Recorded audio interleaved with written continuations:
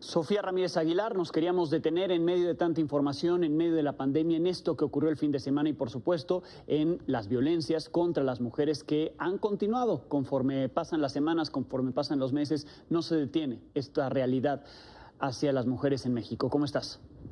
Muy bien, Alejandro, te agradezco el espacio exprofeso para hablar del tema de agresión hacia las mujeres, en parte por parte de los cuerpos policiales, pero más ampliamente de todo el sistema político. Y como bien decías, Evelyn sufrió una agresión sexual por parte de policías municipales en León, Guanajuato, hace unas semanas, y el fin de semana hubo marchas feministas para denunciar los hechos y rechazar el abuso policial hacia las mujeres, porque manifestarse es un derecho de todos. Bueno, la marcha culminó en una redada policial que tuvo lugar en el centro de la ciudad, con al menos 22 personas detenidas de manera arbitraria y además, en algunos casos incluso, sin tener muy claro a dónde las llevaron, cambiando la información que estaba dentro de las actas de detención.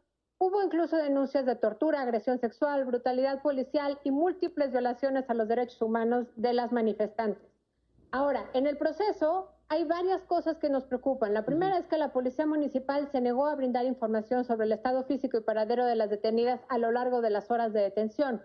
Como te decía, después de documentarse el abuso, la hazaña que había hacia la detención y el maltrato hacia las mujeres, sobre todo las más jóvenes, para dejarlas física y sexualmente, como por ejemplo arrancándoles la ropa, arrancándoles los aretes, las perforaciones de diferentes partes del cuerpo.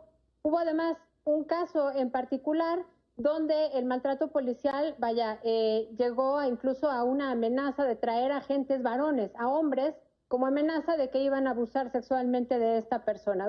Esto no va a que no trascienda. Me parece muy bien el esfuerzo del alcalde, pero no puede quedarse ahí. Claro. Hubo muchas tácticas propias, más de un ataque que de una contención, como debiera ser la labor policial. Por ejemplo, los golpes a puño cerrado, el ahorcamiento en varios casos. Y esto es muy grave. Grave es también que muchas de las policías que estaban conteniendo la marcha eran mujeres. Lo peor es que la capacitación y la instrucción de estas policías era, como te decía, para el ataque. ¿Había alternativa? Claro, siempre hay una alternativa donde hay un daño mínimo a los manifestantes. Sí. Y lo que denota, por supuesto, es falta de capacitación para la contención, para la dispersión, para aislar la disminución de la violencia. Pero sobre todo, aquí hay una responsabilidad de un mando y una autoridad políticas ávidas de represión. Ahora, de fondo, ¿cuál es el tema? Estefanía Veloz decía hace unos días en su cápsula que había dos elementos centrales que comparto. El primero es que la violencia sexual por parte de la autoridad es una práctica de control social, con miras a paralizar al grupo que se manifiesta, en este caso las mujeres.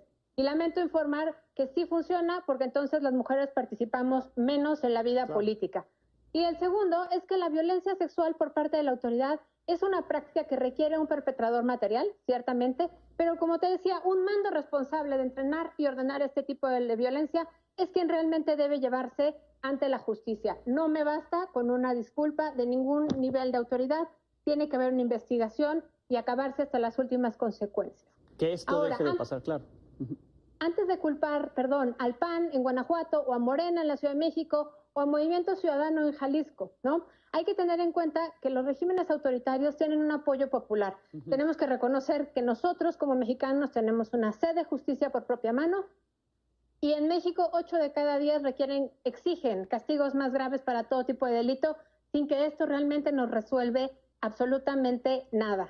Entonces, nada más para cerrar, Alejandro, sin importar el partido que nos gobierna, la violencia sexual y política es patriarcal, sí, pero es porque la sociedad como tal la tolera, la permite y la celebra. Entonces, estamos hablando de que el próximo año va a haber elecciones de 15 gubernaturas, no en Guanajuato, pero bueno, no dejamos de ser la mitad de la población. Y como hemos hablado en otros casos, siempre nos llevamos la peor parte. Bien, Sofía, muchísimas gracias.